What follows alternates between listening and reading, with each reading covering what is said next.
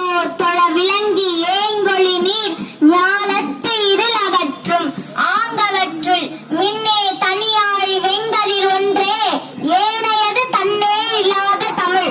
தாய் தமிழை வணங்கி இங்கு அமர்ந்திருக்கும் ஆன்றோர்களுக்கும் சான்றோர்களுக்கும் என்னை போன்றவர்களுக்கும் எனது முதற்கண் வணக்கத்தை தெரிவித்துக் கொள்கிறேன்.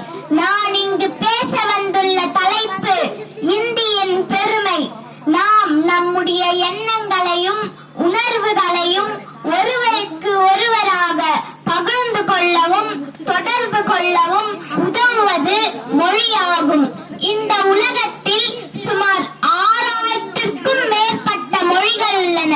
அவற்றில் சில மொழிகள் மட்டுமே பேச்சு மொழியாகவும் எழுத்து மொழியாகவும் உள்ளது. சில மொழிகள் வெறும் பேச்சு மொழியாக மட்டுமே உள்ளது. சில மொழிகள் பேச்சு வழக்கிலிருந்து வழுவி பயன்படாத நிலையில் அழியக்கூடிய நிலையில் உள்ளது. ஆனால் சில மொழிகள் மட்டுமே காலங்களை கடந்து அனைவராலும் பேசப்படுகின்ற மொழியாகவும் எழுதப்படுகின்ற மொழியாகவும் உள்ளது. தமிழ் மொழியை போலவே இந்தி மொழியும் இலக்கண இலக்கிய வளத்தோடு சீரோடும் சிறப்போடும் அனைவராலும் பேசப்படுகின்ற மொழியாகவும் எழுதப்படுகின்ற மொழியாகவும் உள்ளது.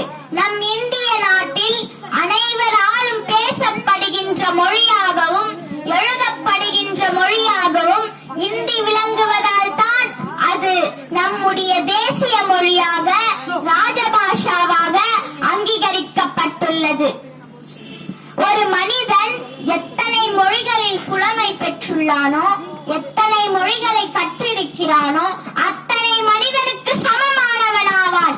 எனவே நாமும் நம் தாய்மொழியில் சிறந்து விளங்குவதோடு நம்முடைய தேசிய மொழியான இந்தியையும் கற்றுக்கொள்ள வேண்டும். நம் எதிர்காலம் சிறப்பாக அமைய வேண்டும் என்றால் ஆங்கிலத்தை போல இந்தி மொழியையும் விருப்பத்தோடு கற்றுக்கொள்ள வேண்டும் என்று கூறிக்கொண்டு விடை பெறுகிறேன். நன்றி, வணக்கம்.